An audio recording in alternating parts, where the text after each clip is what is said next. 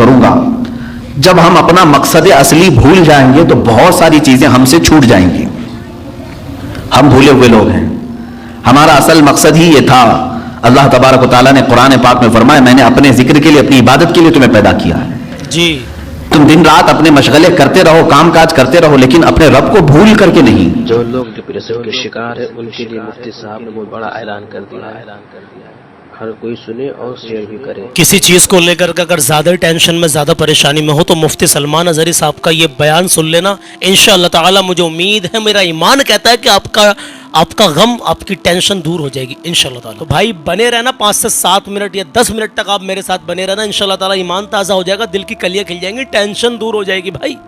ہاں میرے عزیز, چینل پہ پہلی بار آئے ہو سلمان رضا ریاکشن پہ تو ابھی کے ابھی سبسکرائب کر لینا, کیونکہ یہاں پر آپ کو اچھے اور سچے پیغام انشاءاللہ تعالی ملتے رہیں گے. چلیے ویڈیو آپ کی اسکرین پر. کا قرار اور سکون کا حاصل نہ رہنا جی یہ انسان کو موت کے گھاٹ اتارنے پر مجبور کرتا ہے. کبھی کبھار اچھا خاصا آدمی لیکن اس کے اندر جو ہلچل ہے, اس کے اندر جو بے قراری ہے وہ لوگوں کو معلوم نہیں.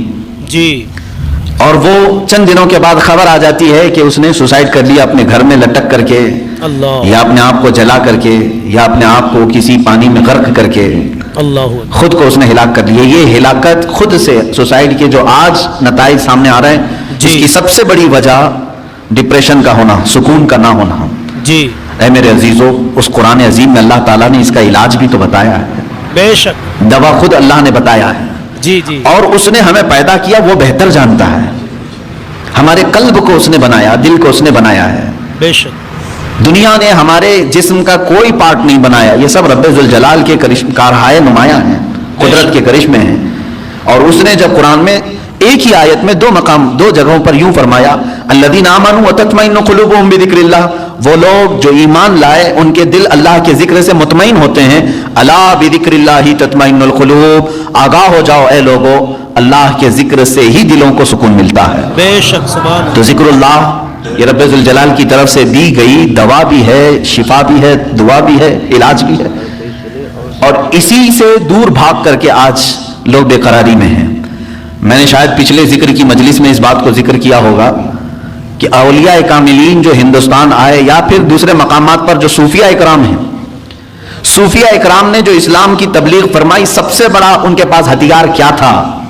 آج مثال کے طور پر آپ ہم سب کو اگر سنتے ہیں مجھے تو ظاہر سی بات ہے میری اور دوسری چیزیں تو آپ کو معلوم نہیں ہوں گی, لیکن تقریر معلوم ہے. جی بے شک, کہ یہ مشہور ہے اپنی تقریر سے یا بیان سے, یہ ایک چیز معلوم ہے. بے شک, اولیاء کاملین کا ایسا کون سا بڑا ہتھیار تھا, کون سا بڑا ذریعہ تھا جس کے ذریعے سے وہ تبلیغ اسلام کرتے تھے؟ وہ تقریریں زیادہ نہیں, بلکہ وہ اللہ کے ذکر سے لوگوں کے دلوں کو دھلتے تھے. بے شک, اس چیز سے ہم بہت دور آ چکے ہیں. آج جو معاشرہ ہے ہمارے ہاں, قلب کی صفائی کا نظام ہی ختم ہو چکا ہے. آج ڈھونڈ کر کے نکالو, بہت سارے بچے پریشان ہیں, جو کچھ تحقیق طلب ہیں, جو ریسرچ اسکالر ہیں, وہ پوچھتے بھی ہیں کہ آج بھی ایسی کوئی خانقاہ ہے جہاں دلوں کی مرض کا, دلوں کی بیماری کا علاج ہوتا ہے؟ تو ہم جواب میں یہ کہتے ہیں, ہم بھی اسی انتظار میں ہیں, ہم بھی اسی تلاش میں ہیں. ہاں ایسا نہیں ہے کہ پوری دنیا سے یہ سب چیزیں اٹھ گئی ہیں, اللہ ماشاءاللہ. ترکی کے مشائخ آج بھی علاج کرتے ہیں. مصر کے بعض شاذلی مشائخ ہیں جو اپنے مریدین کی آج بھی تربیت کرتے ہیں. میں ان کی خانقاہوں میں بیٹھا ہوں جہاں وہ رزق سے لے کر کے ذکر کے تمام مقامات, مراتب, دن اور رات کے تمام تر جو ڈسپلن ہو سکتا ہے راہ سلوک کا, وہ ساری چیزیں آج بھی بتاتے ہیں. لیکن یہ ماحول ختم ہو چکا جو صوفیاء اکرام کا تھا. آپ سلسلہ چشتیہ کے جتنے مشائخ کو آپ دیکھیں گے ہندوستان آئے ہیں, ان کے ذکر ہی مشہور ہیں. حضرت خواجہ سرکار غریب نواز رضی اللہ تعالیٰ عنہ کا ذکر مشہور ہے. بے شک, ختم خواجگان میں بھی ان کے بعض اذکار شامل کیے گئے ہیں. خواجہ قطب الدین بختیار کاکی رحمۃ اللہ علیہ, حضرت بابا فرید الدین گنج شکر رحمۃ اللہ علیہ, صابر علاء الدین کلیری رحمۃ اللہ تعالیٰ علیہ. ان کا حال تو یہ ہے کہ قبر میں گئے, خود سے بنی بنائی ہوئی اور بند کروایا, اور 9 سال تک ذکر الہی میں مشغول رہے. باہر کسی نے ان کو دیکھا نہیں. یہ وہ لوگ تھے جن کے اوپر فنا کی کیفیت طاری ہو جاتی, وجدانی کیفیت طاری ہوتی. بعض لوگ ہم سے یہ سوال کرتے ہیں کیسے یہ رہ سکتے ہیں 9 سال, 10 سال, 8 سال, 11 سال, جو بزرگوں کے متعلق یہ روایات ملتی ہیں. میرے عزیزو, عقل یہاں آ کر کے رک جاتی ہے اور سمجھ نہیں پاتی, کیونکہ انسان کی اپنی ضروریات بھی ہوتی ہیں. میرے عزیزو، یہ لوگ جو اہل اللہ ہیں، جب دنیا سے کنارہ کشی کر لیتے، کھانے پینے کی کوئی ان کو احتیاج ضرورت نہ رہتی، اللہ کا ذکر ہی ان کی غذا بن جاتا، اور اس غذا کا کوئی فضلہ نہیں نکلتا. جی ہم کو جو حاجتیں ہوتی ہیں پیشاب پخانے وغیرہ کی، تو ہم تو جسمانی غذا کھا رہے ہیں، تو پھر اس کا کچرا بھی نکلنا ہے. لیکن جس کی غذا ہی اللہ کا ذکر ہے، اس کا کچرا کہاں سے آئے؟ کیا بات. تو ان اولیاء کاملین کو کبھی ان چیزوں کی حاجت ہی نہیں ہوئی جو وہ مجاہدے کے دوران زندگی گزارتے تھے. ایسا نہیں ہے کہ پوری زندگی بھر انہیں کبھی ضروریات نہیں ہوتی تھی، لیکن جب وہ اللہ رب العزت کے ذکر میں محو ہو جاتے تھے تو دنیاوی بہت ساری چیزوں سے اللہ تعالیٰ انہیں محفوظ کر لیتا تھا. میرے عزیزو، میں دو چند باتیں آج آپ کے سامنے عرض کروں گا. جب ہم اپنا مقصد اصلی بھول جائیں گے تو بہت ساری چیزیں ہم سے چھوٹ جائیں گی. ہم بھولے ہوئے لوگ ہیں. ہمارا اصل مقصد ہی یہ تھا. اللہ تبارک و تعالیٰ نے قرآن پاک میں فرمایا، میں نے اپنے ذکر کے لیے، اپنی عبادت کے لیے تمہیں پیدا کیا ہے. جی تم دن رات اپنے مشغلے کرتے رہو، کام کاج کرتے رہو، لیکن اپنے رب کو بھول کر کے نہیں. مثال کے طور پر تمہاری اگر دکان ہے، تم نے دکان شروع کی بسم اللہ کہہ کر کے، دکان میں بیٹھے اللہ کو یاد کیا. ضروری نہیں کہ ہر 2 منٹ پر ایک 2 رکعت پڑھتا بیٹھا ہو، ضروری نہیں ہے.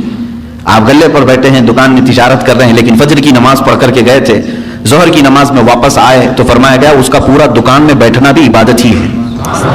وہ اللہ کے ذکر میں ہی اس کا وقت گزرا ہے. وہ ظہر سے لے کر عصر پھر اگر اپنی تجارت میں مشغول رہا، وہ بسم اللہ کہہ کر کے تجارت شروع کیا، عصر کی اذان ہوئی، واپس اپنے رب کی بارگاہ میں سر جھکانے کے لیے آ گیا تو فرمایا گیا کہ صرف یہ ظہر اور عصر کاؤنٹ نہیں ہوگی، بلکہ اس کے بیچ میں جتنا وقت اس نے دکان میں لگایا وہ بھی سجدوں کی برابر عبادت میں شمار ہو. تو اس طرح سے تو بندہ اپنی پوری زندگی کو، اپنے پورے دن اور رات کو عبادتوں میں لگا سکتا ہے. صرف شرط یہ ہے کہ جن اوقات میں رب تمہیں پکارے، اللہ تمہیں بلائے، ان اوقات میں ضرور حاضر ہو جانا. ایک بڑی پتے کی بات میں کرتا ہوں. آج جس چیز نے ہمیں بہت زیادہ غافل کیا ہے، جس چیز نے ہمیں سب سے زیادہ غافل کیا ہے نوجوان بچوں کو، آج وہ موبائل ہے. انٹرنیٹ کا زمانہ ہے، اس میں لوگوں کی راتوں کی نیندیں اڑ گئی ہیں، صحت بھی تباہ و برباد ہے، لیکن کسی کو فرق نہیں پڑتا. آنکھیں خراب ہو چکی ہیں، کئی لوگوں کے ہاتھوں کے مرض میں مبتلا ہیں، کئی لوگ اپنے ہارٹ کی تکلیف میں مبتلا ہیں، صرف اس کے جو موبائل کے ریزز ہیں اور بہت سارے اس کے سائیڈ ایفیکٹس ہیں جس کی وجہ سے یہ تکلیفیں ہیں، لیکن اس کے باوجود اس کو ہم چھوڑتے نہیں.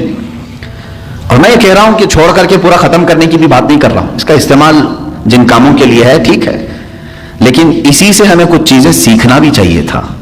اسی موبائل سے ہی میں محسوس کرتا ہوں کہ انسان اپنا مقصد اصلی بھول گیا، لیکن موبائل اپنا مقصد اصلی ابھی نہیں بھولا. موبائل کی ایجاد، موبائل کی بنیاد کس کام کے لیے رکھی گئی؟ یہ صرف کمیونیکیشن کے لیے ہے نا. موبائل شروع کیا گیا تھا ایک دوسرے سے تعلق قائم کرنے کے لیے. آپ یہاں بیٹھے ہیں، فلاں جگہ آپ کے رشتہ دار ہیں، آپ کو کال کرنی ہے، ان سے بات کرنی ہے، آپ نے ملایا نمبر، بات کر لی. شروع میں جو موبائل آیا تھا اتنے ہی کام کے لیے تھا نا. زیادہ سے زیادہ میسج فارورڈ کر سکتے تھے، میسج وہ دیکھتا، آپ کو ریپلائی کر دیتا، اتنا ہی کام تھا. کال ہو سکتی تھی، میسج ہو سکتا تھا، اور اصل مقصد بھی موبائل کا یہی تھا، کمیونیکیشن. ٹھیک ہے، آپ کال کریں، ادھر سے کال آئے، اٹھائیں، بات کریں، یہی کام کے لیے موبائل کی موبائل میں ترقی ہوتی گئی. موبائل میں اور ترقی ہوتی گئی. چند دنوں کے بعد اس میں میوزک آئی، اس میں گانے بھی آئے، سننے والی چیزیں آئی. چند دنوں کے بعد اور ترقی ہوئی کہ اس میں فوٹو لیا جا سکتا تھا، وہ بھی چھوٹی سائز کا، فوٹو کی حد تک چلتا رہا. اس کے بعد پھر ویڈیو آئی اس کے اندر، فوٹو ویڈیو گیلری تک تو ٹھیک تھا. اس کے بعد اب اس میں ہی انٹرنیٹ کی پوری دنیا ڈال دی گئی. اب اس میں ویب سائٹ بھی کھلنے لگی. جو ٹیلی ویژن میں دیکھ سکتا تھا وہ سب کا سب موبائل میں دیکھنے لگا. اس ترقی کو موبائل نے تقریباً 10 سالوں میں یا 20 سال لگے اس کو. 20 سال میں یہ اس ترقی کو پہنچ چکا ہے کہ اپنی ساری دوسری چیزیں پیچھے چھوڑ دیا. جی ٹی وی کا بھی وہ آج مقام نہیں رہے گا جو موبائل کا ہے. جی گھر کے لینڈ لائن کا بھی کوئی اتا پتہ نہیں ہے. منی آرڈر، خط، پوسٹ کارڈ، یہ ساری چیزیں ختم ہو چکی. موبائل سب کی جگہ لے چکا ہے، بہت آگے بڑھ چکا ہے، بہت ترقی کر چکا ہے موبائل. پھر میں توجہ دلا رہا ہوں، اس کا اصل کام کیا تھا؟ کمیونیکیشن، ایک دوسرے سے کال کرنا. موبائل ادھر سے ادھر دو لوگوں کی بات کراتا تھا. لیکن میرے عزیزو، ان 20 سالوں میں اس موبائل کو دیکھو، آج یہ ترقی اتنی کر چکا کہ پکس آ گئی، ویڈیوز آ گئی، انٹرنیٹ آ گیا، اس کے اندر گیمز آ گئے، سب آ گئے. لیکن چاہے تم کچھ بھی دیکھ رہے ہو موبائل اوپن کر کے، اگر کسی دوسرے نے کال کیا تو وہ اسی وقت کال آتی ہے یا نہیں آتی؟ تمہارے موبائل کا اسکرین شو کرتا ہے یا نہیں کرتا؟ تم فیس بک دیکھ رہے ہو، کال آتی ہے کہ نہیں آتی؟ تم ویڈیو دیکھ رہے ہو، اگر کسی نے کال کیا تو اسی ویڈیو کے بیچ میں ہی یہ بجا کر کے دکھاتا ہے کہ کوئی تمہیں بلا رہا ہے. گیم کھیل رہے ہو تم اندر، چاہے جتنے فولڈر کے اندر چلے جاؤ، لیکن اگر کسی نے کال کیا تو وہ گیم وہاں رک جاتی ہے اور کال بجنے لگتی ہے. جی اس کا مطلب یہ ہے کہ جس کام کے لیے یہ شروع ہوا تھا وہ آج تک اپنا مقصد نہیں بھولا. جی آج تک اس کی ترقی بہت ہو چکی ہے، اس میں بہت ساری ترقیاں آ گئی، انٹرنیٹ کی پوری دنیا آ گئی، لیکن وہ کمیونیکیشن کے لیے جو شروع کیا گیا تھا وہ آج بھی کر رہا ہے کام. تم اس موبائل میں 1000 کام کر رہے ہو، لیکن اگر کسی نے تمہیں کال کیا تو اسی کاموں کے بیچ میں ہی وہ تمہیں بجا کے دکھائے گا، گھنٹی بج جائے گی. میرے عزیزو، اس موبائل سے ہی یہ بھی سیکھنا چاہیے، انسان کا مقصد اصلی اللہ کی عبادت ہے. تم چاہے جتنی بھی ترقی کر چکے ہو، آج تم گھاس پھوس کی مسجدوں سے سنگ مرمر کی مسجدوں میں آ گئے.